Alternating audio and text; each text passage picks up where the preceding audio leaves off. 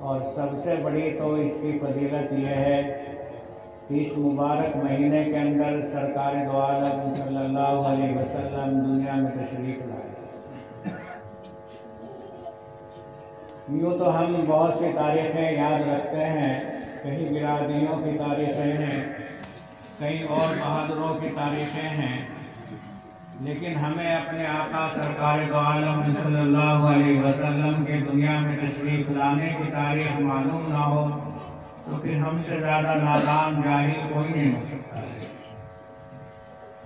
یہ ہمارے قاری محمد عمران صاحب نے شروع کیا کام، یعنی اس مبارک رات کے اندر جو آج رات یہ 12 ربیع الاول کی رات بن گئی، اس رات کے اندر انہوں نے یہ کچھ پروگرام رکھا تاکہ سب کو یہ بات معلوم ہو جائے کہ یہ وہ دن ہے، یہ وہ رات ہے جس میں ہمارے نبی صلی اللہ علیہ وسلم دنیا میں تشریف لائے ہیں۔ آپ کی ذات مبارک آج ہی کی رات میں نہیں، یہ تو اس معنی کر ہم بابرکت رات سمجھتے ہیں، بابرکت دن سمجھتے ہیں، کیونکہ دنیا میں آج کے مبارک قدم اس رات میں پہنچے ہیں۔ ورنہ تو جس وقت کہ اللہ نے اس عالم کو بنایا، جب دنیا کو بنایا تو سب سے پہلے جو نور، جو روح پیدا کی ہے وہ ہمارے آقا سرکار دو عالم صلی اللہ علیہ وسلم کا نور ہے۔ اس کے بعد ہی دنیا کے اندر اور مخلوق پیدا ہوئی، یہاں تک کہ اگر یہ کہا جائے کہ روحانی اعتبار سے اپنے ابا آدم علیہ السلام سے بھی افضل ہیں آپ، کیونکہ آپ کو اول پیدا کیا گیا اور آدم علیہ السلام کو بعد میں پیدا کیا گیا، تو اول یعنی نور اول آپ کا آیا، اس کے بعد میں آدم علیہ السلام دنیا میں تشریف لائے، تو روحانی اعتبار سے آپ تمام انبیاء سے افضل ہیں، تمام انبیاء کے اوپر مقدم ہیں۔ اور یہ آپ جانتے ہیں کہ جس چیز کے ساتھ میں کوئی تعلق ہوتا ہے تو اسی سے اس کے اندر کمال پیدا ہوتا ہے، نور پیدا ہوتا ہے، روشنی پیدا ہوتی ہے۔ تو سال کے 360 دن ہیں اور سب یہ دن اللہ کے پیدا کیے ہوئے ہیں، لیکن وہ دن جس کے اندر آپ تشریف لائے ہیں دنیا میں، جس میں آپ کی پیدائش ہوئی ہے، وہ دن سب دنوں سے اس لیے افضل ہے کہ اس میں اللہ کے نبی صلی اللہ علیہ وسلم دنیا میں تشریف لائے۔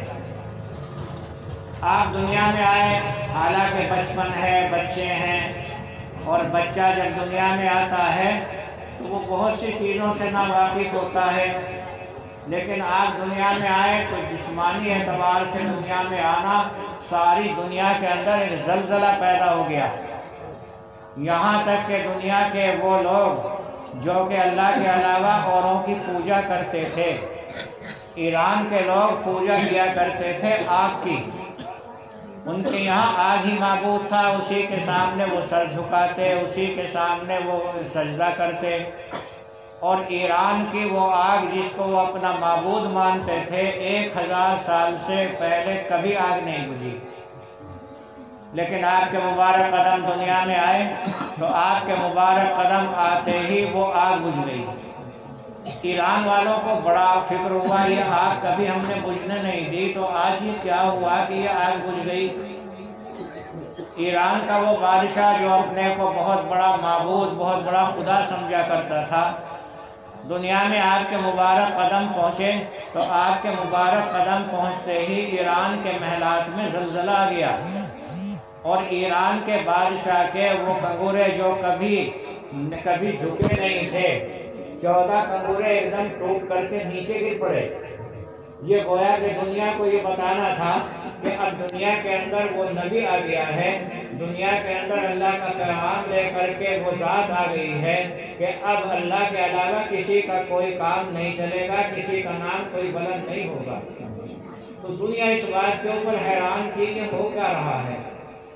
آسمانوں سے اترنے والے جنات جو کبھی آسمانوں سے آتے، آسمانوں کے قریب لگ جاتے اور آسمانوں کے قریب لگ کر کے وہاں کی کچھ باتیں ان کے کانوں میں پڑ جاتی، وہ دنیا والوں کو آ کر کے کہتے اب کل ایسا کام ہوگا، پرسوں ایسا ہوگا۔ لوگ اس دھوکے میں آ جاتے کہ یہ غیب کی باتیں بتلانے والے ہیں، لیکن جس وقت کہ آپ دنیا میں آئے تو آپ کے دنیا میں آتے ہی آسمان کے قریب لگنے والے شیاطین اور جنات کے اوپر پتھرا ہو گیا۔ شیاطین اور جنات چکر میں ہیں، یہ کیا ہو گیا؟ آج تک تو کبھی بھی ایسا نہیں تھا، کبھی بھی ایسا نہیں ہوتا تھا کہ ہم آسمان کے قریب لگیں اور وہاں کی کچھ باتیں چرا کر کے دنیا والوں کو نہ بتلائیں، لیکن آج تو ہمیں آسمانوں کے قریب لگنے ہی نہیں دیا جا رہا ہے۔ اور یہ نظام قدرت کا ہمیشہ قیامت تک کے لیے ہو گیا۔ چنانچہ یہ شیاطین جنات اکٹھے ہوئے، جنات نے زمین کے اوپر گشت لگایا، ذرا دیکھو زمین کے اوپر کون سی نئی بات آ گئی ہے جس کی وجہ سے ہمارے ساتھ یہ سلوک ہو رہا ہے۔ چنانچہ یہ جنات گھومتے ہوئے پہنچے جس وقت کے مکہ معظمہ میں، تو قرآن کی آیتیں انہوں نے نبی کریم صلی اللہ علیہ وسلم کی زبانی سنی تو اب سمجھ گئے، اور جا کر کے ان جنات نے اپنی قوم کے اندر جا کر کے تبلیغ شروع کی اور یہ کہا کہ واقعی نبی آخر الزمان دنیا کے اندر آ چکا ہے۔ تو ساری زمین، سارے آسمان کی چیزیں، مخلوق تمام کی تمام اس بات کے اوپر بڑی خوش ہو گئیں کہ اب اللہ کا آخری نبی دنیا کے اندر آ گیا ہے، اور یہ آخری نبی جو دنیا کے اندر آیا ہے یہ اللہ کا پیغام لے کر کے آیا ہے، اور اب اللہ کے اس پیغام کے علاوہ کسی اور کی بات نہیں سنی جائے گی۔ اب نظام وہ نظام ہوگا جس کو محمد صلی اللہ علیہ وسلم لے کر کے آئے ہیں، اور پھر ایک عجیب ذات، ایسی ذات جو کہ ایک یتیم گھرانے میں پیدا ہو رہی ہے، ایسا بچہ جو کہ ایک یتیم باپ کے ہاں آ رہا ہے، باپ اس کا پہلے ہی دنیا سے رخصت ہو چکا ہے، لیکن یہ بچہ زمین کے اوپر آیا ہے تو آتے ہی جتنے بھی دنیا کے علم تھے وہ سب ختم۔ آپ کے قدم مبارک زمین کے اوپر آئے، اب موسیٰ علیہ السلام کی تعلیم گئی، عیسیٰ علیہ السلام کا لایا ہوا علم ختم ہو گیا۔ اب اگر کوئی موسیٰ کی تعلیم یا عیسیٰ علیہ السلام یا دیگر انبیاء کی تعلیم کو اپنا رہبر بناتا ہے تو دھوکہ کھائے گا، وہ سب علم ختم ہو چکا ہے۔ یتیمے کے نہ کردہ قرآن دروس، کتب خانہ چند ملت گشوش، ایک ایسا یتیم بچہ جو کہیں مکتب میں نہیں گیا، کہیں مدرسے میں نہیں گیا، لیکن جتنے بھی اس زمانے کے اندر انبیاء کے علم باقی تھے وہ سب کے سب ختم ہو گئے۔ گویا کہ اتنا بڑا عالم آج دنیا میں آ گیا ہے کہ اس کے علم کے سامنے کسی کا کوئی علم نہیں چلے گا۔ وہ ایک اتنا بڑا چاند ہے، اتنا بڑا سورج ہے کہ اس چاند اور سورج کے سامنے دنیا کی کوئی روشنی نہیں چلے گی، وہ سب روشنییں ماند ہو چکی ہیں۔ اور اس سے پیدائش سے پہلے اگر ان کے واقعات نقل کیے جائیں تو وہ ذرا مختصر سا ہے، لیکن اتنا سمجھ لو کہ آپ کی والدہ حضرت آمنہ یہ بیان کرتی ہیں کہ جب یہ بچہ میرے پیٹ میں گیا ہے تو میں نہیں سمجھ پاتی کہ میں کوئی حمل کی حالت میں ہوں، اور یہی بچہ جب تک ایک باپ کی کمر میں رہا، یعنی اپنے باپ عبداللہ کی کمر میں رہے، بچہ پہلے باپ کی کمر میں ہوتا ہے اور وہاں سے پھر ماں کے رحم میں منتقل ہوتا ہے، اور اس زمانے میں جب یہ بچہ ماں کی بچے دانی میں جاتا ہے تو ماں اکثر پریشانی اٹھاتی ہے، لیکن یہ عجیب آنے والا بچہ تھا کہ اس بچے کا حال ایسا تھا کہ والدہ یہ کہتی ہیں مجھے کبھی کوئی پریشانی نہیں ہوئی، اور یہ بچہ ایسا بچہ تھا کہ جب تک یہ باپ کی کمر میں رہا، حضرت عبداللہ کی کمر میں رہا، تو حضرت عبداللہ جس گلی سے نکل جاتے ادھر کی عورتیں یہ تمنا کرتی کہ کاش کہ یہ بچی عبداللہ ہمیں اپنے نکاح میں لے لے، کیونکہ والد عبداللہ کے چہرے کے اوپر ایک نور تھا۔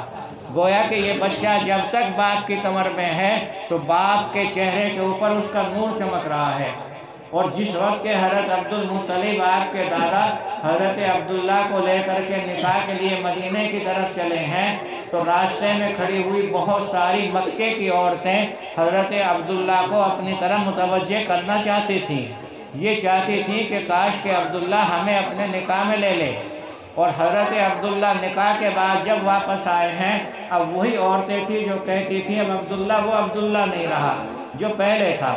یہ اللہ کے نبی صلی اللہ علیہ وسلم کا نور تھا جو باپ کی کمر میں تھا، اور اس نور کے دنیا میں آنے سے پہلے ساری دنیا کے اندر جلوہ ظاہر ہو چکا تھا۔ دنیا کے لوگ نشان یہ دیکھ کر کے سمجھ رہے تھے کہ اب آخری نبی کے دنیا میں آنے کا وقت آ چکا ہے۔ یہی مدینہ منورہ جو آپ کا مرکز بنا، جہاں آپ قیامت تک آرام فرما ہیں، یہی مدینہ منورہ ہے۔ یہاں دنیا کا ایک بادشاہ جو کہ مدینے والوں سے لڑ کر کے صبح سے شام کیا کرتا تھا، جب وہ مدینے میں تھا اور اس کے ساتھ بہت سارے عیسائی عالم تھے، تو عیسائی عالموں نے اسے یہ بتایا کہ بادشاہ، ہم اس شہر کو ایسا دیکھ رہے ہیں کہ جیسا کہ آخری نبی محمد صلی اللہ علیہ وسلم یہیں آ کر کے ٹھہریں گے۔ چنانچہ یہ بادشاہ چکر میں پڑ گیا اور کہنے لگا کیا واقعی یہ وہی شہر ہے؟ اس شہر کے حالات جو مدینے کے حالات ہیں وہ تاریخوں میں پہلے سے ملتے ہیں۔ یہاں کا عجیب حال تھا، یہاں کا بچہ بچہ سخی تھا، یہاں کا بچہ بچہ دوسروں کے کام آنے والا تھا، یہاں تک کہ یہی بادشاہ جو مدینے کو اجاڑنے کے لیے آیا ہے، اس کے حالات میں یہ لکھا ہے کہ یہ بادشاہ صبح سے شام تک مدینے والوں کے ساتھ میں لڑائی لڑتا اور شام کو مدینے والے اس کی دعوت کرتے، یہ دعوتیں ان کے ساتھ ہی کھاتا۔ یہ گویا کہ دنیا کو یہ بتانا تھا کہ نبی آخر الزماں جس شہر کے اندر آئیں گے، اس شہر کا حال یہ ہوگا کہ وہ دنیا کی کام آنے والے لوگ ہوں گے، نرم دل ہوں گے، وہ سخی لوگ ہوں گے، کیونکہ انبیاء کی عادت رہی ہے کہ وہ دنیا میں سب سے بڑے سخی ہوتے ہیں۔ کوئی نبی دنیا میں ایسا نہیں آیا جو کہ کنجوس ہو یا بخیل ہو۔ حضرت ابراہیم علیہ السلام جو کہ آپ کے داداؤں میں شمار ہوتے ہیں، حضرت ابراہیم علیہ السلام کے واقعات میں لکھا ہے کہ کبھی اگر آپ کے یہاں مہمان نہیں آیا تو ابراہیم علیہ السلام نے کبھی کھانا نہیں کھایا۔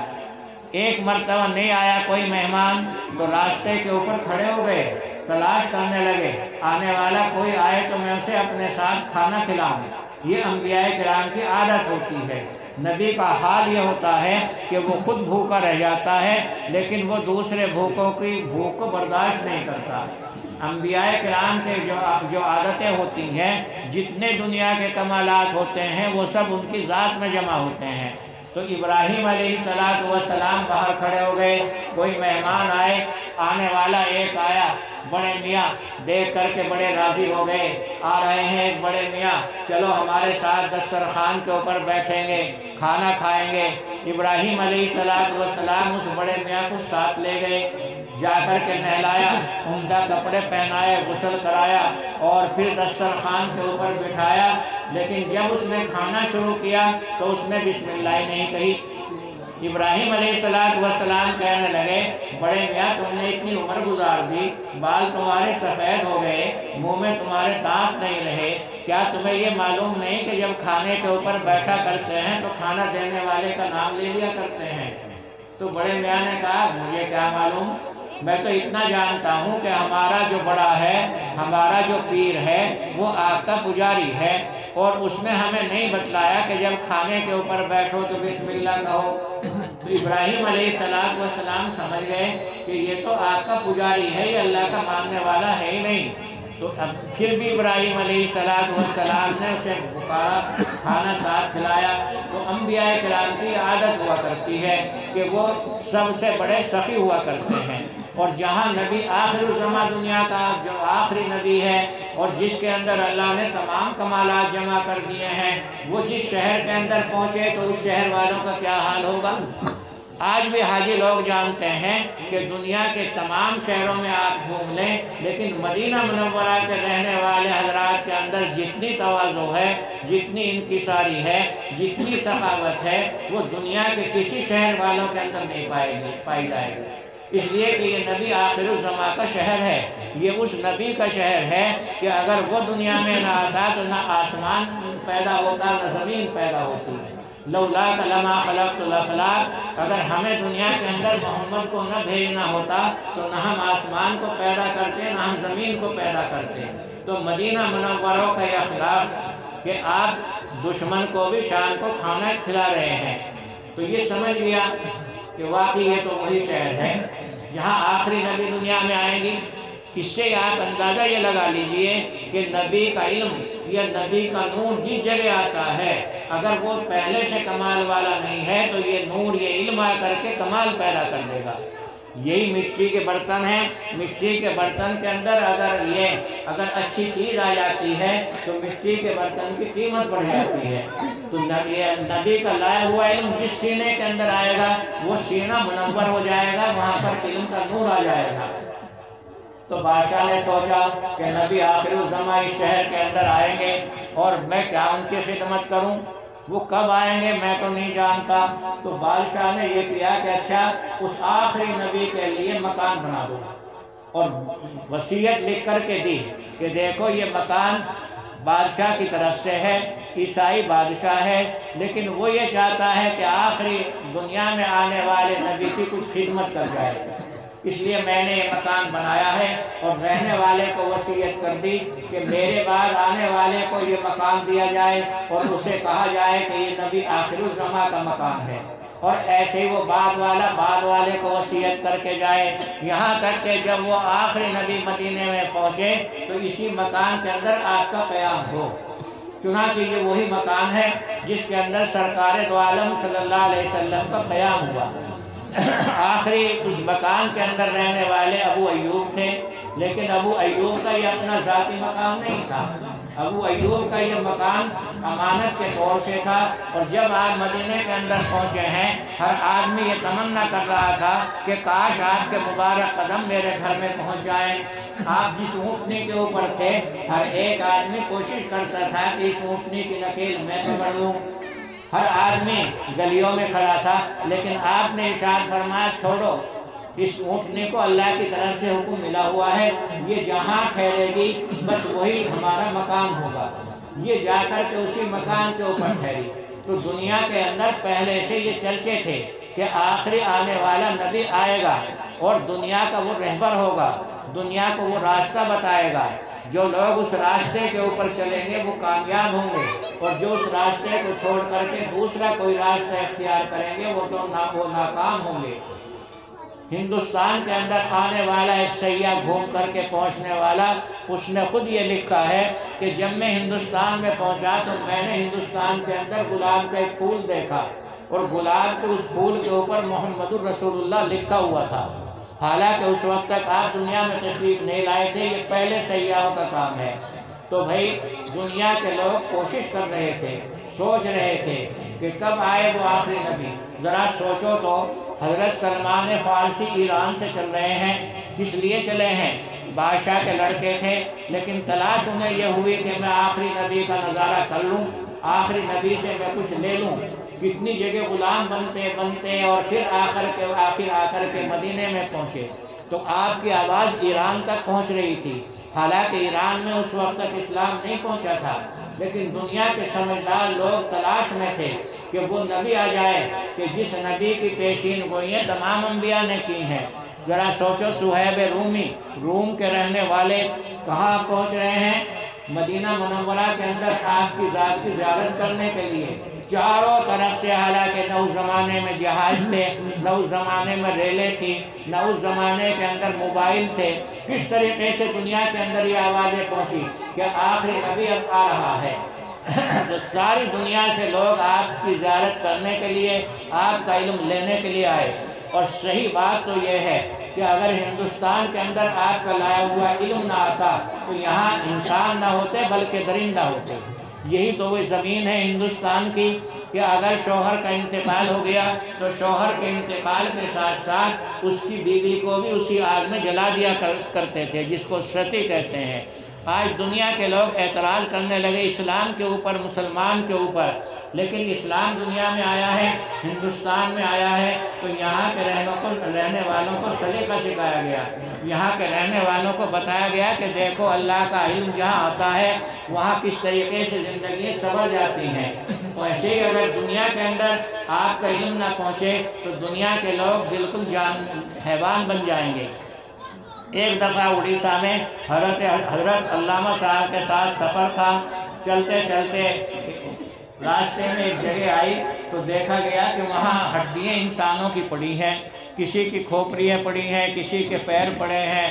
ساتھیوں سے معلوم کیا گیا یہ کیا نظارہ ہے، انہوں نے بتلایا یہاں سب غیر مسلم رہتے ہیں، یہ غیر مسلم لوگ جانتے ہی نہیں کہ اپنے مرنے والے بھائی کا ہم کیا کریں۔ یہ نہ اس بات کو جانتے ہیں کہ انہیں کہیں زمین کے اوپر دفنا دیا جائے، اس لیے جو مرا پیر کے اندر اپنا رسی باندھی اور کتے کی طرح کھینچ کر کے جنگل میں لا ڈالا، اور یہاں پر درندے کتے اپنا اس مرے ہوئے کو وہ کھا لیتے ہیں۔ تو بھائی اگر آپ دنیا میں نہ آتے تو ہمیں یہ بھی نہ معلوم ہوتا کہ ہم مرنے والے بھائی کا حق کیسے ادا کریں، اس لیے کہ دنیا جانتی نہیں اس بات کو۔ ساری دنیا کے عقل مندوں کو آپ جمع کرو، ساری دنیا کے سمجھداروں کو اکٹھا کرو، اور پھر ان سے یہ معلوم کرو کہ مرنے کے بعد میں جو عالم آئے گا وہ کیا ہے۔ کسی نے یہ کہا کچھ بھی نہیں ہوگا، جیسے آئے تھے دنیا میں اور بس اسی طریقے سے مٹی میں مل گئے۔ ارے کیا ایسا انسان، یہ ساری مخلوق اسی طریقے سے مٹی میں مل جائے گی؟ وہ جانتے ہی نہیں ہے کہ مرنے کے بعد میں کون سا عالم ہمارے سامنے آئے گا۔ سارے انسانوں کو، سائنسدانوں کو اکٹھا کر لو، وہ آخرت کا کوئی منظر پیش نہیں کر سکتے ہیں۔ یہ کمال ہے آپ کے علم کا کہ آپ نے دنیا کو یہ بتایا کہ اس دنیا سے جانے کے بعد میں دیکھو آپ کے سامنے کیا کیا منظر آئیں گے، کس طریقے سے آپ قبر سے نکلیں گے، کس طریقے سے آپ یوم حشر میں پہنچیں گے، کس طریقے سے آپ جنت یا دوزخ میں پہنچیں گے۔ یہ کمال صرف آپ کے علم کا ہے، اور تعجب اس بات کا ہے جسے خود قرآن پاک یہ کہتا ہے کہ بتاؤ اس ذات کے بارے میں کیا کہو گے جس کا دنیا میں کوئی استاد نہیں، اس ذات کے بارے میں کیا کہو گے جو کبھی کسی مدرسے میں داخل نہیں ہوا، اس ذات کے بارے میں کیا کہو گے جس نے کبھی یونیورسٹی میں داخلہ نہیں لیا، لیکن اگر اس کے علم کا مقابلہ کرو تو ساری دنیا کے عالموں کو، ساری دنیا کے پنڈتوں کو، ساری دنیا کے پادریوں کو یک طرف رکھ دو اور آپ کا علم یک طرف رکھ دو، آپ کے لائے ہوئے علم کا یہ ساری دنیا مل کر کے مقابلہ نہیں کر سکتی ہے، حالانکہ آپ کا کوئی استاد نہیں۔ اور کیوں نہیں ہے بھئی؟ اگر نبی کا بھی کوئی دنیا میں استاد ہوتا تو یہ تو بتاؤ اس کا درجہ تو نبی سے بڑھ جاتا، اس لیے کہ استاد کا درجہ شاگرد سے بڑھ جاتا ہے۔ تو آپ کا کوئی دنیا میں استاد ہی نہیں رکھا گیا۔ آپ کو اللہ نے جو علم دیا ہے وہ تمام کا تمام علم اللہ کی طرف سے آپ کے سینے میں آیا ہے، اور پھر آپ ہی سے ساری دنیا کے اندر وہ تقسیم ہوا ہے۔ آپ کے علم کا اندازہ اس سے کر لو، کون ہے امام بخاری؟ امام بخاری نے کیا کیا؟ اللہ کے نبی صلی اللہ علیہ وسلم کی جو باتیں ہیں جنہیں حدیث کہتے ہیں، وہ باتیں انہوں نے چھانٹ کر کے اپنی کتاب بخاری شریف میں لکھ دی۔ لیکن امام بخاری کا یہ علم کہاں سے آیا؟ یہ تو اگر مقابلہ کریں نبی کے علم سے تو یہ تو ایسا ہے جیسا کہ سمندر میں ایک قطرہ ڈال دو۔ نبی کا علم کا اندازہ کرو کہ اس ذات کا کتنا بڑا علم ہوگا جس کے علم سے ذرا سا حصہ لینے والا امام بخاری بن جاتا ہے، امام مسلم بن جاتا ہے۔ کتنا بڑا اس ذات کا علم ہے۔ تو آپ نے کبھی دنیا میں کوئی استاد نہیں بنایا، کسی مدرسے میں آپ نے پڑھا نہیں، کہیں آپ نے کسی کی شاگردی نہیں کی ہے، لیکن اللہ نے آپ کو اتنا بڑا علم دے دیا، اتنا بڑا علم دے دیا کہ اس علم سے قیامت تک لوگ فائدہ لیتے رہیں گے۔ اور اگر ساری دنیا ایک جگہ جمع ہو کر کے اس علم سے موتی نکالے، جس طریقے سے سمندر سے موتی نکالے جاتے ہیں، ہیرے نکالے جاتے ہیں، جواہرات نکال جاتے ہیں، تو قیامت آ جائے گی، آپ کے علم سے لوگ ذرا بھی اتنا فیض حاصل نہیں کر پائیں گے جتنا کہ سمندر کے مقابلے میں ایک قطرہ ہوتا ہے۔ اتنا بڑا علم اللہ نے آپ کو دیا، اور پھر سوچو یہی علم آپ تک پہنچا، کہاں سے آ گیا یہ ہندوستان کے اندر علم؟ آپ پیدا ہوئے ہیں مکہ معظمہ میں، اور زندگی کا زیادہ تر حصہ زندگی کے 10-12 سال گزرے ہیں آپ کے مدینہ منورہ میں۔ ہندوستان تک یہ علم کیسے آیا؟ اگر دنیا کے کسی گوشے میں، کسی کونے میں آپ پہنچ جاؤ تو ضرور وہاں آپ کا علم پھیلانے والے لوگ ملیں گے۔ وہ آپ کا لایا ہوا علم قرآن پاک کی شکل میں دنیا میں موجود ہے، حدیث پاک کی شکل میں دنیا میں موجود ہے۔ تو یہ علم کس طریقے سے پھیل گیا؟ پہاڑوں کی چوٹیوں کے اوپر جاؤ، سمندروں کی تہہ میں جاؤ، ہر جگہ آپ کا علم پھیلانے والے لوگ ملیں گے۔ یہ اللہ کی طرف سے گویا کے نظام ہے کہ دیکھو آپ کا علم ہم نے دنیا کے اندر پھیلا دیا ہے، اب دنیا والوں کا فائدہ حاصل کرنا یہ ان کی ذمہ داری، یہ ان کی ذمہ داری ہے۔ آپ کہیں پر بھی پہنچو، آپ کے علم کو پھیلانے والے لوگ ملیں گے۔ اور یہاں تک کہ اسی ہندوستان کے اندر آپ نے پہلے بھی کہیں سنا ہوگا کہ اس ہندوستان کی عورت جس وقت کے چاند کے اوپر پہنچی ہے، ان کے دعوے کے مطابق جب وہ چاند کے اوپر گئی ہے تو اس نے یہ دیکھا کہ زمین سے ایک روشنی، ایک نور نکلا ہے اور وہ اوپر آسمان تک چڑھا جا رہا ہے۔ جب اس نے یہ کوشش کی کہ یہ زمین کے کس حصے سے نور نکل رہا ہے تو یہ نور سیدھا آیا مکہ معظمہ میں خانہ کعبے کے اوپر، اور یہاں سے یہ روشنی، یہ نور نکل کر کے ساتوں آسمانوں تک پہنچ رہا تھا۔ تو یہ یہیں کے حالات ہیں۔ تو اس سے یہ معلوم ہو جاتا ہے کہ دیکھو اللہ نے اپنی حجت پوری کر دی، اللہ نے اپنی طرف سے تمام چیزیں مکمل کر دی ہیں۔ اب بھی اگر اس کے نام لیوا اور اس کے اوپر ایمان رکھنے والے اور اس کو نبی ماننے والے اور اس علم سے کچھ نہ لیں تو ان سے زیادہ محروم قسمت کوئی نہیں ہو سکتا ہے۔ اور پھر آپ سوچئے، آج ہم دنیا کے اندر بیٹھے ہیں، آخر دنیا سے سبھی کو جانا ہے، اس لیے کہ کسی بھی چیز میں اختلاف ہو سکتا ہے۔ دنیا کے لوگ اختلاف کر لیں گے، خود اللہ کی ذات میں بھی بہت سے اللہ کو بھی نہیں مانتے، لیکن ایک چیز ایسی ہے کہ جس کے اوپر کسی کا کوئی اختلاف نہیں، اور وہ کیا چیز ہے؟ وہ ہے موت۔ موت کے اوپر کسی کا اختلاف نہیں، موت سب کے اوپر آئے گی۔ لیکن کبھی آپ کو معلوم ہوا کہ جب مومن کی موت آتی ہے اور کافر کی موت آتی ہے تو اس وقت میں کیا نظارہ ہوتا ہے؟ ایمان والوں کے اوپر جب موت آتی ہے اور جب اس کی پہلی منزل قبر آتی ہے تو قبر کے اندر آقا دو جہاں سرکار دو عالم صلی اللہ علیہ وسلم کی صورت پیش کی جاتی ہے۔ یہاں سے لے کر کے مدینہ منورہ تک جتنی زمین کی رکاوٹیں ہیں وہ سب مرنے والے کے سامنے سے ہٹا دی جاتی ہیں، اور پھر کہا جاتا ہے پہچانو یہ کون ہے۔ اگر اللہ کے نبی کی محبت ہمارے دلوں میں ہے تو مومن فوراً کہتا ہے یہ تو ہمارے نبی محمد صلی اللہ علیہ وسلم ہیں۔ بس بیڑا پار ہو گیا، پہلے امتحان کے اندر پاس ہو گیا، اب اگلے امتحان کے اندر بھی وہ پاس ہوتا ہوا چلا جائے گا۔ اگر طالب علم کا پہلا ہی پرچہ فیل ہو گیا تو آگے کیا امید کی جائے کہ وہ آگے پاس ہوگا؟ تو ایمان والا تو پاس ہو گیا، اور وہ لوگ جن کے دلوں میں نبی کی محبت نہیں ہے وہ دیکھ کر کے کہتے ہیں ہاں یعنی میں نہیں جانتا یہ کون ہے، اب وہ فیل ہو گیا۔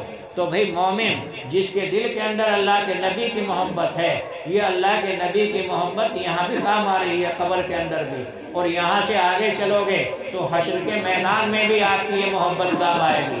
فرمایا ہے، حدیثوں کے اندر آتا ہے، اللہ کے نبی صلی اللہ علیہ وسلم نے ارشاد فرمایا کہ وہاں قیامت کے حشر کے میدان میں میرا ایک حوض ہوگا جہاں لوگ پانی پئیں گے، اور اس پانی کا یہ حال ہوگا کہ اگر اس کا رنگ دیکھو تو انتہائی سفید، اس کا ذائقہ دیکھو تو شہد سے بھی زیادہ میٹھا، اگر اس کا ایک گھونٹ کوئی پی لے تو کبھی اسے پیاس نہ لگے۔ یہ ہے وہ کوثر جس کا نام کوثر رکھا گیا۔ یہ پانی کسے نصیب ہوگا؟ یہ اسی شخص کو نصیب ہوگا جو کہ اللہ کے نبی کے اوپر ایمان لایا ہے، یہ اسی شخص کو ملے گا۔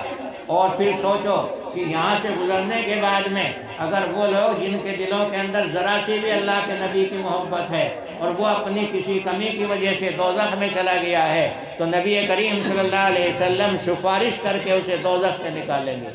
آپ اگرچہ دنیا میں موجود نہیں، دنیا سے آپ پردہ فرما چکے ہیں، یہ نہیں کہتے کہ ہماری طرح نبی کے اوپر موت آتی ہے۔ نبی کے سامنے تمام اعمال پیش کیے جاتے ہیں۔ بعض نے لکھا ہے پیر کے دن، بعض نے لکھا ہے جمعرات کے دن، یہ جتنے کام کیے جاتے ہیں سب قبر میں آپ کے سامنے پیش ہوتے ہیں۔ تو آپ تو اس وقت بھی ہماری رہنمائی فرما رہے ہیں۔ تو بھائی اللہ کا شکریہ ادا کرو کہ اللہ نے ہمیں اس کی امت میں پیدا کیا جہاں بہت کچھ کمالات ہمارے سینوں کے اندر آ گئے ہیں۔ ابھی نہیں ہوئی، ابھی تو آدھ گھنٹہ ہے جی، آدھ گھنٹہ 25 منٹ ہے جی۔ کیا بجے آپ؟ 7:05 ہوئی جی۔ اچھا،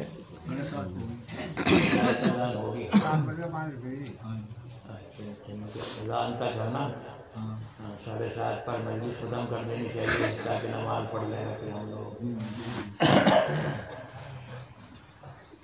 تو میں یہ عرض کر رہا تھا کہ اللہ کے نبی صلی اللہ علیہ وسلم کی محبت اگر ہمارے دلوں میں ہے تو یہ اللہ کا سب سے بڑا انعام ہے، کیونکہ یہ انعام وہ انعام ہے جو مرنے کے وقت کام آتا ہے، یہ وہ انعام ہے جو قبر میں کام آتا ہے، یہ وہ انعام ہے جو حشر میں کام آئے گا، یہ وہ انعام ہے جو کہ پھر آخرت میں کام آئے گا۔ اگر جنت کے اندر ہم پہنچ گئے تو اللہ کے نبی کی زیارت نصیب ہو گئی تو اس سے بڑی کوئی خوبی نہیں، کوئی کمال نہیں ہو سکتا ہے۔ اور اگر دوزخ کے اندر بھی خدا نہ کرے اپنے گناہوں کی وجہ سے ہم چلے گئے تو آپ کی شفاعت ہمیں ملے گی، اور ہمیں نہیں ساری دنیا کے اوپر آپ کا احسان ہے۔ فرمایا اللہ کے نبی صلی اللہ علیہ وسلم نے، جب حشر کا میدان ہوگا اور گرمی مصیبت اتنی ہوگی کہ ہر انسان یہ سوچ رہا ہوگا کاش کہ ہمارا حساب و کتاب ہو جائے، جلدی سے ہم فارغ ہو جائیں، جنت ملے یا دوزخ ملے۔ یہ گھبرائے ہوئے انسان یاد کریں گے، ارے اپنے ابا آدم کو تلاش کر لو، شاید انہیں کی سفارش ہمارے کام آ جائے۔ تو آدم علیہ السلام کے پاس پہنچیں گے اور کہیں گے آپ تو ہمارے ابا ہیں، ہم اس وقت مصیبت میں پھنسے ہوئے ہیں، اللہ سے سفارش کر دو کہ اللہ اپنا حساب کتاب نمٹا لیں، جنت ملے یا دوزخ ملے، ہم اس مصیبت سے تو جان بچا لیں۔ لیکن آدم علیہ السلام انکار کر دیں گے، نہیں میں تمہاری سفارش نہیں کر سکتا، مجھے شرم آ رہی ہے کہ ایک مرتبہ میں نے ذرا سی اللہ کے حکم کی نافرمانی کر دی تھی، اب میں کس منہ سے اللہ کے سامنے جاؤں۔ تو آدم علیہ السلام جو سب کے ابا ہیں وہ بھی انکار کر دیں گے۔ اس کے بعد یہ لوگ یاد کریں گے، چلو بھائی دوسرے انبیاء کے پاس چلیں، ابراہیم علیہ السلام کے پاس جائیں، موسیٰ علیہ السلام کے پاس جائیں، اور کسی اور کو سفارشی تلاش کر لیں، لیکن جس کے پاس بھی جائیں گے وہ انکار کر دیں گے، آج ہماری ہمت نہیں کہ ہم سفارش کریں۔ یہ پہلی سفارش ہوگی آپ کی، یہ پہلی سفارش سارے انسانوں کے لیے ہوگی۔ اس سفارش کے اندر آپ کے کافر ایمان لانے والے بھی داخل ہیں، ایمان لانے والے بھی داخل ہیں، کافر بھی داخل ہیں، عیسائی بھی داخل ہیں، یہ سب کے لیے سفارش ہوگی۔ فرمایا اللہ کے نبی صلی اللہ علیہ وسلم نے کہ اس وقت میں ہی اللہ کے سامنے آؤں گا اور اتنی اللہ کی تعریف کروں گا، اتنی اللہ کی تعریف کروں گا کہ آج میں اسے بیان بھی نہیں کر سکتا۔ آخر اللہ کی طرف سے قبول ہو جائے گی میری سفارش، اور پھر اس کے بعد میں حساب و کتاب شروع ہوگا۔ یہ ساری امت کے سارے انسانوں کے اوپر آپ کا احسان ہے کہ حشر کے میدان میں سب کی سفارش سے کام چل جائے گا۔ اس کے بعد آپ کی دوسری سفارش ہوگی، یہ وہ سفارش ہوگی جو ایمان لانے والوں کے ساتھ مخصوص ہے۔ یہ وہ سفارش ہوگی کہ جو اگر کسی وجہ سے ایمان لانے والے دوزخ میں چلے گئے تو آپ ان کے لیے سفارش کریں گے، اور پھر اللہ کی طرف سے حکم ملے گا، اے محمد جاؤ ہم نے تمہاری سفارش قبول کر لی۔ اور پھر اللہ کے نبی دوزخ میں سے ان لوگوں کو نکالیں گے جو کہ ایک زمانے تک دوزخ میں رہ چکے ہیں۔ اور فرمایا اللہ کے نبی صلی اللہ علیہ وسلم نے، سب سے آخری شخص جو دوزخ سے نکلے گا اس کا یہ حال ہوگا کہ دوزخ کی آگ کی وجہ سے ایسا رنگ ہو گیا ہوگا جیسا کہ کوئلہ ہوتا ہے، بدن بالکل سیاہ ہو گیا۔ یہ آخری شخص ہوگا جو کہ دوزخ سے آگ کی سفارش کی برکت سے نکلے گا۔ یہ جب آئے گا باہر تو پہلے ایک نہر میں سے حکم ملے گا یہاں نہا لے، غسل کر لے۔ جب وہاں غسل کرے گا تو اب اس کے بدن کا سب میل، سب سیاہی چھٹ گئی، اب یہ چمکیلا ہو گیا۔ اس کے بعد اسے حکم ملے گا جاؤ آگے دیکھو، اور پھر یہ جنت کے اندر پہنچے گا۔ تو آخری آپ کی سفارش ایمان والوں کے لیے ہوگی۔ سوچو ایسے زمانے میں جب کہ کوئی سفارشی نہ مل رہا ہو، ایسے زمانے میں جب کہ پکڑ اتنی سختی کے ساتھ آ گئی ہو کہ کوئی ہمارا ہاتھ تھامنے والا نہ ہو، کوئی ایسا نہ ہو جو ہماری دو بات کہہ دے، ایسے زمانے میں اگر ہمارے آقا سرکار دو عالم صلی اللہ علیہ وسلم کی سفارش سے ہم اس قید سے، اس دوزخ سے نکل جائیں تو کتنا بڑا آپ کا احسان ہے۔ تو چاروں طرف سے اگر آپ غور کرو، آپ کا اتنا بڑا احسان ہمارے اوپر ہے کہ یہ انسان قیامت تک بھی اگر شکریہ ادا کرے تو نہیں کر سکتا ہے۔ تو آقائے دو جہاں سرکار دو عالم صلی اللہ علیہ وسلم پیدائش سے لے کر کے آخر تک ہماری ساری دنیا کے رہبر بنے، اور ساری دنیا کو آپ نے راستہ دکھایا۔ اسی کا نام رکھا جاتا ہے ایمان۔ آپ جب کلمہ پڑھتے ہیں لا الہ الا اللہ محمد الرسول اللہ، تو دیکھو اس کلمے کے دو حصے ہیں، ایک تو ہے لا الہ الا اللہ، اس کا مطلب تو یہ ہے کہ اللہ کے علاوہ کوئی ایسا نہیں جس کی ہم عبادت کریں، اور محمد الرسول اللہ، محمد اللہ کے رسول ہیں۔ یہ ہم کلمے میں بھی کہتے ہیں، جب اذان کہتے ہو، جب بھی محمد الرسول اللہ کہا جاتا ہے، اشہد ان محمد الرسول اللہ، تو اس کو بھی ہم اذان میں بھی دہراتے ہیں۔ جب تکبیر پڑھتے ہو تو اس وقت میں بھی اشہد ان محمد الرسول اللہ کہا جاتا ہے۔ اور جب بچہ پیدا ہوتا ہے اور پیدا ہونے کے بعد اس کے کان میں اذان پڑھتے ہو تو اس میں بھی اشہد ان محمد الرسول اللہ کہا جاتا ہے۔ اور جب یہ ایمان والا دنیا سے رخصت ہوتا ہے، مرنے کا وقت آتا ہے، تو کیا کہتے ہو؟ اس وقت میں بھی یہی کہتے ہو کہ اللہ کے رسول کے دین کے اوپر ہم اسے رخصت کر رہے ہیں۔ تو جگہ جگہ محمد کا نام ایمان لانے والے کے سامنے اللہ نے رکھا۔ یہ اس واسطے رکھا ہے کہ یہ مت کہنا ہمیں تو پتہ ہی نہیں تھا محمد کون ہے۔ ارے بچہ پیدا ہوا ہے تو اس وقت میں محمد الرسول اللہ کان میں کہا گیا، مر رہا ہے تو اس وقت میں کہا گیا، زندہ ہے تو اس وقت میں 5 وقت اذان، 5 وقت تکبیریں، کتنا تمہارے سامنے اشہد ان محمد الرسول اللہ کہا گیا۔ پھر ایمان والے کا یہ عذر کرنا، ہم نہیں جانتے کہ محمد کون ہے، ہم نہیں جانتے کہ محمد کی باتیں کیا ہیں، یہ عذر چلنے والا نہیں ہے، کیونکہ چاروں طرف سے کاف کے کانوں میں ڈال دیا گیا ہے اشہد ان محمد رسول اللہ۔ اور پھر آپ اسے بیکار نہ سمجھیں، آپ نے جو لا الہ الا اللہ محمد الرسول اللہ پڑھا ہے تو محمد صلی اللہ علیہ وسلم کے ساتھ آپ کا ایک تعلق پیدا ہو گیا، ایک نسبت پیدا ہو گئی۔ یہ جو تعلق ہوتا ہے، یہ نسبت جو ہوتی ہے، یہ معمولی چیز نہیں، یہ بہت بڑی کام آنے والی چیز ہے۔ کس کے ساتھ میں تمہارا تعلق، کس کے ساتھ میں تمہاری دوستی، یہ ایک بہت بڑی چیز ہے۔ جب اللہ کے رسول صلی اللہ علیہ وسلم کی خوبی، آپ کے کمالات میں یہ ہے کہ جو چیز آپ کے ساتھ میں جڑ گئی اس کا درجہ ساری دنیا سے بڑھ گیا۔ بتاؤ، ساری دنیا کے عمدہ قسم کے کپڑے اکٹھے کرو، وہ کپڑا اکٹھا کرو جو بادشاہوں نے اپنے لیے بنوایا، وہ کپڑا اکٹھا کرو جو رانیوں نے بنایا، لیکن وہ کپڑا جو آپ کے مبارک جسم سے مل گیا تو اس کپڑے کا درجہ کتنا بڑا ہو گیا۔ ساری دنیا کے کپڑے ایک طرف، اور وہ کپڑے کا وہ ٹکڑا جو نبی کریم صلی اللہ علیہ وسلم کے جسم سے مل گیا ہے، اس کا درجہ ایک طرف۔ یہاں تک کہ اگر دنیا کے اندر کہیں ہمیں وہ رومال مل جائے جس رومال کو آپ نے استعمال کیا ہو، یہاں تک کہ اگر ہمیں وہ چیز نصیب ہو جائے جو کبھی آپ کے مبارک ہاتھوں میں رہی ہو، تو بھئی ایک مومن کا کام یہ ہوتا ہے کہ اس کا درجہ اتنا بڑا سمجھے، اتنا بڑا سمجھے کہ اسے ساری دنیا کی دولت مل گئی۔ یہ کیا ہے؟ محمد صلی اللہ علیہ وسلم کے جسم کے ساتھ کپڑے کا تعلق ہوا تو کپڑے کا درجہ بڑھ گیا۔ اور نبی کریم صلی اللہ علیہ وسلم جہاں دفن ہے، مدینہ منورہ میں آپ کی مبارک قدم ہے، قبر ہے، جانتے ہو وہ مٹی جو نبی کریم صلی اللہ علیہ وسلم کے مبارک جسم سے مل گئی ہے، اس مٹی کا درجہ اتنا بڑا ہے کہ عرش معلیٰ کا بھی اس کے سامنے کوئی درجہ نہیں، اتنا بڑا درجہ ہے۔ تو وہ مٹی جو مٹی ہے، ساری دنیا کی مٹی اکٹھی کرو، لیکن نبی کے جسم کے ساتھ میں جو مٹی مل گئی ہے، اس مٹی کا درجہ ساری دنیا کی مٹیوں سے بڑھ گیا ہے، یہاں تک کہ عرش معلیٰ سے بھی بڑھ گیا ہے۔ تو بھئی جو نبی کے ساتھ میں تعلق قائم کر لیتا ہے، اس کا درجہ اسی طریقے سے بڑھ جاتا ہے۔ کوشش یہ کرو کہ ہمارے دل کے اندر اللہ کے رسول صلی اللہ علیہ وسلم کی محبت اتنی جم جائے کہ ساری دنیا کی محبت اٹھا کر کے رکھ دو، اور نبی کی محبت کا وہ ایک درجہ، ایک ذرا سا حصہ، اس کا مقابلہ ساری دنیا کی کوئی نعمت نہیں کر سکتی ہے۔ یہ محبت اور نبی کا نام اگر ہمارے دلوں میں نہ ہو تو بتاؤ یہ ہمارا دل کیا دل رہ گیا؟ یہ تو آگ میں ڈالنے کے لائق ہو گیا۔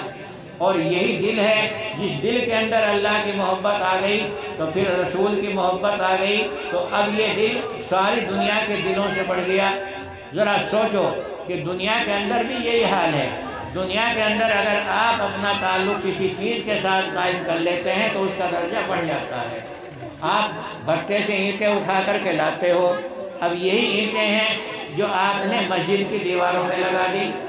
اینٹ تو وہی ہے جو آپ کے بھٹے میں پکڑی ہے، اور یہی اینٹ ہے بھٹے سے نکلی ہے، یہ اینٹ آپ نے پیشاب خانے میں یا بیت الخلاء میں لگا دی۔ کیا کہو گے؟ جو مسجد کی دیوار یا مسجد کے فرش میں اینٹ لگ گئی ہے، اس اینٹ کا درجہ چونکہ اللہ کے گھر سے مل گیا، لہذا اللہ کے ساتھ تعلق ہونے کی وجہ سے اس اینٹ کا درجہ اتنا بڑھ گیا ہے کہ اس کے اوپر بغیر غسل کے پیر رکھنا جائز نہیں۔ اگر کسی کو غسل کی ضرورت ہے تو بغیر غسل کیے ہوئے مسجد میں قدم رکھنا اس کے لیے جائز نہیں۔ اور یہی اینٹ ہے جو آپ نے بیت الخلاء میں لگائی ہے، یہی اینٹ ہے جو آپ نے پیشاب خانے میں لگائی ہے۔ کون کہتا ہے کہ یہاں بیٹھو تو وہ غسل کر کے آؤ؟ کون کہتا ہے کہ یہاں بیٹھو تو وضو کر کے آؤ؟ تو نسبت سے، تعلق سے اتنا بڑا درجہ پیدا ہو جاتا ہے۔ مومن کے دل کے اندر اگر اللہ کے رسول کی، اللہ کی محبت ہے تو اس دل کا درجہ بہت بڑا درجہ ہو گیا۔ ہم جسے کہتے ہیں اللہ والے، کیا وہ کھانا نہیں کھاتے؟ کھانا وہ بھی کھاتے ہیں، لیکن اللہ والوں کا حال یہ ہوتا ہے کہ ان کا دل ہر وقت میں اللہ اور اس کے رسول کے ساتھ میں جڑا رہتا ہے۔ اس لیے انسان کوشش کرتا ہے کاش کہ ہمیں کوئی اللہ والا مل جائے، اس سے دعا کرا لیں۔ ارے تم بھی تو ہو، آخر کیوں نہیں یہ درجہ تمہیں ملا؟ تو بھائی کوشش یہ کرو کہ ہمارے دل کے اندر اللہ کے رسول کی محبت ہو، ہمارے دل کے اندر اللہ کی محبت ہو۔ یہ دنیا کچھ نہیں، اگر ساری دنیا کی دولت بھی اکٹھی کرو کوئی چیز نہیں، چونکہ قیمت تو اس سے ہوگی جو تمہارا ساتھ دے۔ اور جب یہ دنیا کا تمہارا سونا چاندی، تمہاری دولت، یہ سارا خزانہ تمہارا ساتھ دینے والا نہیں تو اس کی قیمت کیا ہے؟ ہاں وہ چیز جو تمہارے ساتھ چلے، ہر جگہ ساتھ رہے، قیمت اس کی بڑھتی ہے۔ تو بھائی ان چیزوں کی کوئی قیمت نہیں۔ تو یہ مہینہ مبارک مہینہ آتا ہے، یاد رکھو تاریخ، یہ ربیع الاول کا مہینہ ہوتا ہے۔ اس ربیع الاول کے مہینے کی 12 تاریخ میں آپ دنیا میں تشریف لائے ہیں، اور جب آپ دنیا میں تشریف لائے ہیں تو صبح صادق کا وقت تھا۔ حدیثوں سے یہ معلوم ہوتا ہے کہ جس وقت آپ کے قدم مبارک دنیا میں آئے ہیں تو آپ کی انگلی آسمان کی طرف اٹھی ہوئی تھی۔ یہ اس بات کی طرف اشارہ تھا کہ دیکھو اللہ وہ ہے۔ ساری دنیا کو اس کا سبق دیا جا رہا تھا کہ اللہ وہ ہے، بھول جاؤ ان چیزوں کو۔ کوئی بتوں کو پوج رہا ہے، کوئی درختوں کو پوج رہا ہے، کوئی دریا کو پوج رہا ہے، یہ چیزیں کچھ نہیں۔ آپ نے دنیا میں آتے ہی دنیا کو یہ بتایا اللہ ایک ہے، اللہ کے علاوہ کچھ نہیں۔ حالانکہ آپ بچے ہیں لیکن آپ کی انگلی اس وقت بھی اللہ کی طرف اٹھی ہوئی تھی۔ تو مومن کا حال بھی یہ ہونا چاہیے کہ وہ اللہ کے علاوہ کسی کو مت مانے، یعنی اللہ کے حکم کے علاوہ سب حکم ختم۔ اب حکم چلے تو ہماری زندگی میں اللہ کا رسول کا حکم چلے۔ اور پھر اس کے بعد میں آپ بڑے ہوئے، یہی علم جب آپ کے سینے میں رکھا جا رہا تھا تو خالی ویسے ہی نہیں رکھ دیا گیا، 3 مرتبہ آپ کے سینے کو چیرا گیا اور دل کو دھویا گیا، جنت کا پانی لا کر کے دھویا گیا، دل کو اس لائق کیا گیا جو اللہ کے کلام کو دل کے اندر محفوظ رکھا جا سکے۔ حالانکہ آپ نبی تھے، پاک مٹی سے آپ پیدا ہوئے، لیکن پھر بھی اتنی حفاظت کی گئی۔ ایک تو وہ زمانہ جس زمانے کے اندر آپ حضرت حلیمہ کے یہاں بکریاں چلا رہے ہیں، اس وقت میں بھی آسمان سے فرشتے اترے اور پھر وہیں سے وہ پانی لے کر کے آئے، جنت کا پانی آیا، جنت کا طشت آیا، اور آپ کے دل کو لا کر کے اس پانی سے دھویا گیا تاکہ اس دل کے اندر شیطان کا کوئی اثر نہ آئے۔ مقصد یہ تھا کہ اللہ کے علاوہ اس دل کے اندر کسی کو کوئی جگہ نہ ملے۔ اور پھر جس وقت کے وحی آنی شروع ہوتی ہے تو اس وقت بھی اس دل کو صاف کیا گیا۔ یہ اس بات کی طرف اشارہ ہے کہ دیکھو وہ علم جو نبی کے سینے کے اندر آئے گا وہ سب سے زیادہ پاک صاف علم ہے۔ اس لیے مومن کو لیے بھی یہ ضروری ہوتا ہے کہ وہ اپنے دل کو صاف ستھرا رکھے، اپنے دل کے اندر میل کچیل ختم کرے۔ یہ سوچ لیا کرو کہ اللہ نے ہمیں مومن بنایا، ایمان والا بنایا۔ اس نعمت کا مقابلہ دنیا کی کسی نعمت سے نہیں ہو سکتا ہے، اور اس کا تقاضا یہ ہے کہ ہم اسے اپنے ذہن میں ہر وقت سامنے رکھیں۔ پھر گناہ کرنے کا وقت آ گیا تو سوچو ہم تو اللہ کے اوپر، رسول کے اوپر ایمان لائے ہیں، ہم آخر اس گناہ کے اندر کیوں پھنسے؟ اور جب مومن کے دل کے اندر یہ بات بیٹھ جاتی ہے تو اب اللہ کی طرف سے مدد اترتی ہے۔ لکھا ہے واقعہ چھوٹی چھوٹی کتابوں میں کہ ایک عیسائی ٹوپیاں بنا کر کے بیچا کرتا تھا بہت زیادہ حسین و خوبصورت۔ ایک گلی کے اندر سے نکلا، کوئی خرید لے، ٹوپی بنائی ہے، ادھر سے ایک عورت کی نگاہ پڑی، دیکھا نوجوان ہے، بڑا حسین و خوبصورت ہے، باندی کو بھیجا اسے یہاں بلا لاؤ۔ یہ اندر گیا تو ادھر باندی نے باہر کے دروازے بند کر دیے۔ جب یہ اندر پہنچا تو وہاں کی مالکہ، وہ ملکہ بیٹھی تھی، وہ بھی نوجوان حسین و خوبصورت، اور یہ بھی نوجوان۔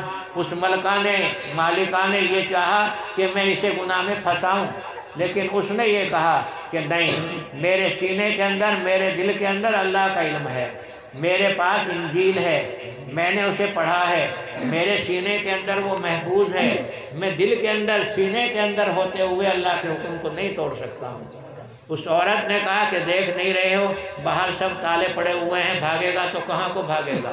یہ اوپر 3 منزلیں سے نیچے چھلانگ لگا لیتا ہے۔ فوراً حکم ہوتا ہے اللہ کی طرف سے کہ اے جبریل دوڑو، کہیں ہمارا یہ بندہ ہمارے ڈر کی وجہ سے اپنی جان نہ دے دے۔ آخر یہ بندہ اوپر ہی اوپر جبریل امین نے آ کر کے اٹھا لیا۔ اللہ کی مدد اس وقت میں شامل حال ہوتی ہے جب کہ بندہ گناہ میں پھنسنا چاہتا ہے، چاروں طرف سے گناہ میں پھنسانے کا جال ہے، ہر طرف سے اسے گناہ میں پھنسانے کی تیاری ہے۔ ایسے وقت میں یہ بندہ اللہ اور اس کے رسول کو یاد کر کے گناہ سے اپنے کو بچا لیتا ہے تو اللہ کے دروازے اس کے لیے کھل جاتے ہیں۔ آپ نے پڑھا ہوگا، سنا ہوگا کہ حضرت یوسف علیہ السلام جس وقت کے زلیخا نے انہیں اندر مکان میں بند کر لیا اور باہر 7 مکانوں کے تالے لگا دیے، اب یوسف علیہ السلام کو گناہ سے کوئی روکنے والا نہیں تھا، لیکن اس وقت میں بھی یوسف علیہ السلام نے کہا نہیں، میں اللہ کے اوپر ایمان لایا ہوں، یہ کیسے ہو سکتا ہے کہ میں یہاں گناہ میں پھنسوں؟ وہاں سے نکلے، جس دروازے کے اوپر آئے وہی دروازہ کھلا، یہاں تک کہ 7 دروازے کھل گئے، اور جب باہر نکلے تو اس وقت بڑا امتحان یہ آ گیا کہ زلیخا کا شوہر سامنے کھڑا تھا جو بادشاہ بھی تھا، اور ادھر زلیخا پیچھے پیچھے تھی۔ اب زلیخا نے گناہ بنانا چاہا، گنہگار پھنسانا چاہا یوسف علیہ السلام کو۔ اب یہ تو غلام ہے اور وہ مالکہ ہے، لیکن سوچو کس طریقے سے اللہ نے مدد کی۔ یوسف علیہ السلام کے سامنے کوئی دلیل نہیں تھی، کوئی سفارش نہیں تھا، کوئی مدد کرنے والا نہیں تھا، اور زلیخا انہیں پھنسا رہی تھی۔ اس نے کہا کہ اپنے مالک سے کہا دیکھو یہ تمہارا غلام اپنے مالکہ کے اوپر کس طریقے سے ناجائز ہاتھ ڈال رہا ہے، لیکن اللہ نے مدد کی۔ ایک بالکل پیدا ہوا تازہ بچہ جو ایک شخص گود میں لیے ہوئے تھا، آپ نے اشارہ اس کی طرف کیا اور اس لڑکے نے فوراً انصاف دیا، اور کتنا عجیب انصاف دیا جسے قرآن پاک نے نقل کیا ہے۔ انصاف یہ دیا کہ دیکھو زلیخا یوسف کا کرتا آگے سے پھٹا ہے یا پیچھے سے؟ اگر یوسف کا کرتا پیچھے سے پھٹا ہے تو قصوروار زلیخا ہے، کیونکہ یوسف اپنی جان بچا کر کے بھاگے اور پیچھے سے اس نے ہاتھ کرتا پکڑا جبھی تو پھٹا، اور اگر آگے سے پھٹا ہے تو قصور یوسف کا ہے۔ اتنا بہترین انصاف اس بچے نے دیا کہ لوگ حیران رہ گئے۔ تو بھئی پہلے اپنے کو بچانے کی کوشش کرو۔ دنیا کے اندر چاروں طرف سے طوفان اٹھ رہے ہیں، کوئی اللہ کے نبی صلی اللہ علیہ وسلم کی شان میں گستاخی کر رہا ہے، کوئی اللہ کی شان میں گستاخی کر رہا ہے، اور خود ایمان والے بھی اس کے اندر پھنستے جا رہے ہیں۔ ایمان والے بھی وہ اعتراض کرنے لگے ہیں کہ خدا نہ کرے اگر اللہ کے نبی کے کانوں تک وہ ہماری بات پہنچے تو پھر ہم کسی لائق نہیں رہیں گے۔ تو اپنے ایمان کی حفاظت کرو۔ آج چاروں طرف سے طوفان آ گئے ہیں، سب یہ ڈکیت ہیں ہمارے ایمان کے، سب یہ چاہتے ہیں کہ مومن کا ایمان خطرے میں ڈالو اور اپنا مقصد پورا کرو، لیکن ہمیں ان تمام حالات کے اندر اپنے کو بچا کر کے رکھنا ہے، اور یہ سوچ کر کے ہمیں رہنا ہے کہ وہ وقت آئے گا جب کہ ہم اللہ کے نبی کے سامنے پیش ہوں گے۔ اگر اس وقت میں اللہ کے نبی نے ہم سے یہ سوال کر لیا کہ تمہارے سامنے ہمارے دین کی دھجیاں اڑائی جاتی رہیں، تمہارے سامنے ہماری شان میں گستاخی ہوتی رہی، تمہارے سامنے ہی ہمارے اوپر لوگ جھوٹے الزام لگاتے رہے، تو تمہارا کیسا ہمارے اوپر ایمان تھا؟ پھر آج ہم سے کیا امید رکھتے ہو؟ تو بھائی اس وقت میں سوائے ندامت اور شرمندگی کے ہمارے پاس کچھ نہیں ہوگا۔ اس لیے اپنے ایمان کو بچانے کی کوشش کرو، اور کبھی کبھی اللہ کے رسول کا نام لے لیا کرو۔ کوشش یہ کرو کہ کم سے کم زندگی میں صبح شام درود شریف پڑھ لیا کرو۔ یہ درود شریف کی بڑی فضیلتیں آئی ہیں۔ درود شریف یعنی اللہ کے رسول کے لیے صرف دعا ہے، وہ ویسے تو آپ سے بڑا کسی کا درجہ نہیں، لیکن ہم درود شریف پڑھ کر کے آپ کی جماعت میں شامل ہو جاتے ہیں۔ تو ایک دفعہ اگر پوری درود بھی یاد نہ رہے تو صلی اللہ علیہ وسلم اتنا ضرور کہہ دیا کرو، تاکہ آپ کی ذات سے ہمارا تعلق قائم رہے۔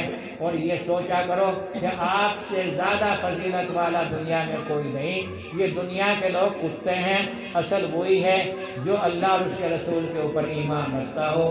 وآخر دعوانا ان الحمد للہ رب العالمین۔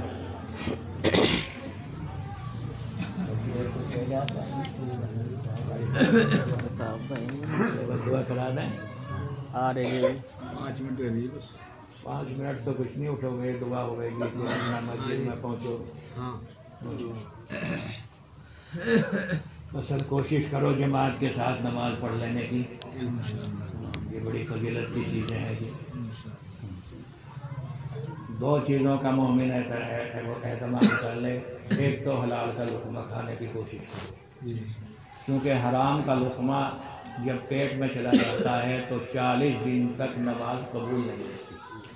قبول ہونے کا مطلب یہ نہیں کہ آپ عالم سے معلوم کریں کہ صاحب میں نے رکوع بھی کیا، سجدہ بھی کیا، وہ تو یہی کہیں گے نماز تمہاری قبول ہوگی. قبول ہونے کا مطلب یہ ہے کہ اللہ کی ذات میں قبول ہو جائے. جو کچھ ہم کر رہے ہیں اللہ اسے قبول کر لے. تو حلال کا لقمہ کھانے کی کوشش کرو، حرام کے لقمے سے اپنے کو بچاؤ. اور کم سے کم اگر ہم زیادہ نفل نہیں پڑھ سکتے تو جو فرض ہیں انہیں تو ادا کرو، وہ بھی صحیح طریقے سے ادا کرو. بھئی زندگی کا کچھ اعتبار نہیں، نہ معلوم ہمارے کتنے ساتھی تھے جو ابھی تھے اور وہ چلے گئے. آج وہ ہماری طرف دیکھ رہے ہیں کہ کاش کہ وہ کچھ ہماری طرف بھیج دیں. وہ کبھی یہاں کے مالک تھے لیکن آج وہ ایک دانے کے بھی مالک نہیں، اور کل یہی بات ہمارے اوپر بھی آنا ہے. تو اس لیے کوشش کرو کہ اللہ ہماری نیکیوں کو، ہماری عبادتوں کو قبول کر لیں. اپنا سماج، اپنا معاشرہ ایسا بناؤ کہ ایک دوسرے کی برائی میں مت کرو. کیونکہ فرمایا ہے اللہ کے نبی صلی اللہ علیہ وسلم نے، اگر کسی کے ذمے کسی کا کوئی حق رہ گیا، اور یہ بھی ایک حق ہے کہ کسی کی برائی مت کرو، تو اگر کوئی حق رہ گیا تو قیامت کے دن وہ اللہ کے سامنے آئے گا اور یہ ادھر حق والے کھڑے ہوں گے. یہ کہیں گے اے اللہ اس کے ذمہ ہمارا حق ہے، اس نے ہماری فلاں چیز چرا کے کھائی، اس نے ہمارا فلاں مال چرایا، یا اس نے فلاں موقع کے اوپر میری برائی کری. تو فرمایا اللہ کے نبی صلی اللہ علیہ وسلم نے، اللہ کی طرف سے حکم ملے گا کہ اچھا اس کی نیکیاں اسے دے دے. اب سوچو ہم نے دنیا میں جو نیکیاں کمائی یہ ہم نے اس آدمی کو دے دی جس کا ہم نے کوئی حق چھینا تھا یا جس کی ہم نے کچھ برائیاں کی تھی. اور پھر فرمایا اللہ کے نبی نے کہ پھر بھی اگر حق والے رہ گئے تو پھر ان کا گناہ اس کے سر کے اوپر ڈال دیا جائے. اب قیامت کے دن جہاں ہم امید لے کر کے پہنچے کہ ہماری کچھ نیکیاں کام آئیں گی، وہ سب نیکیاں ہم برباد کر دیں تو پھر رہ گیا کیا؟ ہمیشہ یہ کوشش ایک مسلمان کو ہونی چاہیے کہ وہ دوسرے مسلمان کے کام آئے. یہ ایک بہت بڑی نیکی ہے. آج ہم اس سے بہت دور ہو گئے ہیں. شیخ سعدی علیہ رحمت نے ایک قصہ لکھا ہے کہ ایک اچھے نیک آدمی دنیا سے گئے، مرنے کے بعد انہیں ایک شخص نے خواب میں دیکھا، پوچھا کیا گزری، کیسے ہوا، حالات بتاؤ. انہوں نے کہا ارے بھائی کیا پوچھتے ہو، جو کچھ ہم لے کر کے گئے ان کے اندر تو نہ معلوم کتنی کمی آ گئی. عبادتیں ہم نے پیش کی تو کہیں اس میں دھوکہ، ریاکاری آ گئی. دنیا کو دکھانے کے لیے نماز پڑھ لی تھی، دنیا کو دکھانے کے لیے روزے رکھ لیے تھے، تو اب اللہ سے کیا مانگتے ہو؟ دنیا والوں نے تمہاری بڑائی کر لی. تو سب ہم بیکار سی نظر آئیں، لیکن ایک چھوٹی سی نیکی کام آئی. اس نے بتایا کہ ایک مرتبہ ایسا ہوا، میرا جو مکان تھا سڑک کے قریب، اس دیوار کی جڑ میں نے انگور کی بیل لگائی تھی، اس کا سایہ سڑک کے اوپر آ گیا تھا. ایک بیچارہ کوئی آیا، وہ جو وہاں کو گزرا تو گرمی میں وہ اس کے سائے میں بیٹھا. دل سے اس کے دعا نکلی، اے اللہ اس مکان والے کو، اس سایہ بچھانے والے کو اے اللہ تو جنت دے دینا. اس کی دعا میرے کام آ گئی. تو دیکھو ذرا سی نیکی جسے ہم کچھ نیکی بھی نہیں سمجھتے وہ کتنی کام آ گئی. تو کوشش یہ کرو کہ ہمارے سے کسی کو اگر آرام نہ پہنچے تو تکلیف بھی نہ پہنچے. اس کی کوشش ہونی چاہیے کہ کم سے کم اگر ہم آرام نہیں پہنچا سکتے تو کسی کو ستاؤ بھی تو نہیں. یہ بہت بڑی نیکی ہے. یہ اس وقت میں پتہ چلے گا تمہیں جب کہ نیکیوں کا بدلہ ملنے کا وقت آئے گا. دنیا میں نہیں آ رہا ہے بدلہ. دنیا میں تم سوچتے ہیں کیا رکھا ہے، نہیں آئے گا وہ زمانہ جہاں ہر چیز تمہارے سامنے آ جائے گی. یہاں تک کہ اگر کہیں کسی چیونٹی کو بھی ستایا تو وہ بھی سامنے آ جائے گا. تو کوشش یہ کرو ایسی زندگی لے کر کے ہم جائیں. جب بچہ دنیا میں آتا ہے تو کیا کرتے ہو؟ خالہ کے، امی کے، دادی کے، سب کے کان لگے رہتے ہیں بچہ رویا بھی ہے یا نہیں۔ یعنی بچہ اگر رویا ہے تو سمجھتے ہیں وہ زندہ ہے، اور اگر بچے کے رونے کی آواز نہیں آئی تو سب کو فکر ہو جاتی ہے۔ اور جب دنیا سے جاؤ، انسان کو ایسا ہونا چاہیے کہ جب وہ آئے تو دنیا والے ہنسیں، اور جب یہ دنیا سے جائے تو یہ خود تو ہنستا ہوا جائے اور دنیا والے اس کے اوپر روئے۔ ایسا ہمیں ہونا چاہیے۔ آؤ دنیا میں، جب بچہ دنیا میں آتا ہے تو بچہ روتا ہوا آتا ہے اور دنیا والے اس کے اوپر ہنستے ہیں، اور جب یہ انسان دنیا سے جائے تو لوگ تو روئیں اور یہ خوش ہوتا ہوا جائے کہ اللہ کے یہاں میں مقبول ہو کر کے جا رہا ہوں۔ تو بھائی ایسی زندگی ہونی چاہیے۔ کاش کہ یہ ہماری یہ زندگی بن جائے تو پھر اتنا ہی تعلق اللہ اور اس کے رسول کے ساتھ ہمارا قائم ہو جائے گا۔ اب اذان کا وقت ہو جائے گا، درود شریف پڑھ لو کم سے کم اس مجلس میں تو ہم سے درود ہو جاتا ہے۔ اللہم صلی علی سیدنا مولانا محمد وعلی آل سیدنا وبارک وسلم۔ ربنا آتنا فی الدنیا حسنہ وفی الآخرۃ حسنۃ وقنا عذاب النار۔ ربنا لا تزغ قلوبنا بعد إذ هديتنا وهب لنا من لدنك رحمة إنك أنت الوهاب۔ ربنا إننا سمعنا مناديا ينادي للإيمان أن آمنوا بربكم فآمنا ربنا فاغفر لنا ذنوبنا وكفر عنا سيئاتنا وتوفنا مع الابرار۔ اے اللہ تو اپنا فضل و کرم فرما، ہم گنہگاروں کے اوپر اپنی رحمت نازل فرما۔ زندگی اللہ ہم نے نادانیوں میں، غفلتوں میں گزار دی، آج ہمارے پاس کوئی ایسا ذخیرہ نہیں جو تیرے دربار میں پیش کر سکے، لیکن اے اللہ تیری ذات بہت بڑی ذات ہے، تو غفار ہے، تمام گناہوں کو معاف کرنے والا ہے، تو رحمان ہے، تیرے سے بڑا کوئی رحم کرنے والا نہیں ہے، تیری ذات رحیم ہے، تو سب سے بڑی رحمتیں دنیا میں اتارنے والا ہے۔ اے اللہ ہم گنہگاروں کے اوپر بھی اپنی رحمت نازل فرما، ہماری تمام غلطیوں کو، گناہوں کو معاف فرما۔ اے اللہ اپنے حبیب محمد مصطفیٰ صلی اللہ علیہ وسلم کی سچی محبت ہمارے دلوں میں پیدا فرما۔ اے کریم تو اپنا کرم فرما۔ زندگی اے اللہ جو کچھ گزری ہے گزر گئی، آئندہ اے اللہ تو ہمیں اس زندگی کی توفیق عطا فرما جو تجھے اور تیرے رسول کو خوش کرنے والی زندگی ہو۔ اے اللہ اس طریقے سے ہمیں دنیا سے رخصت فرما کہ تو اور تیرا رسول ہم سے راضی ہو۔ اے اللہ اگر تو یا تیرا رسول ہم سے ناراض ہوا تو ہم برباد ہو جائیں گے، ہماری زندگی بیکاری میں چلی جائیں گی، کوئی ہمارا ساتھی نہیں ہوگا۔ اے اللہ ہم تجھ سے ہی مدد کے طالب ہیں، اے اللہ تو ہماری مدد فرما، ہمارے دلوں کے اندر اے اللہ تو اپنی اور اپنے رسول کی محبت پیدا فرما، نیک کام کرنے کی اے اللہ تو ہمیں توفیق عطا فرما، برے کاموں سے اے اللہ تو ہمیں نجات عطا فرما۔ اے اللہ ہمارے کاروبار میں خیر و برکت عطا فرما۔ اے اللہ جو حلال روزی ہیں دینے کا تو نے وعدہ کیا ہے، اے اللہ تو ہمیں حلال روزی عطا فرما، حرام روزیوں سے اللہ تو ہمیں نجات عطا فرما۔ اے اللہ ہماری اس بستی کے اوپر اپنی خاص رحمت نازل فرما۔ اے اللہ اس وقت میں جب کہ کوئی سہارا نہیں ہوگا، اے اللہ تیرے رسول کے علاوہ کسی کی طرف نظریں نہیں اٹھیں گی، اے اللہ حشر کا میدان ہوگا، ساری دنیا گرمیوں سے بلبلا رہی ہوگی۔ اے اللہ اس وقت میں اپنے حبیب محمد مصطفیٰ صلی اللہ علیہ وسلم کے مبارک ہاتھوں سے ہمیں جامع کوثر عطا فرما۔ اے اللہ قبر کے عذاب سے، قبر کی مصیبتوں سے ہماری حفاظت فرما، دوزخ کے عذاب سے اللہ تو ہمیں بچا، جنت الفردوس میں اللہ تو ہم سب کو اعلیٰ مقام عطا فرما۔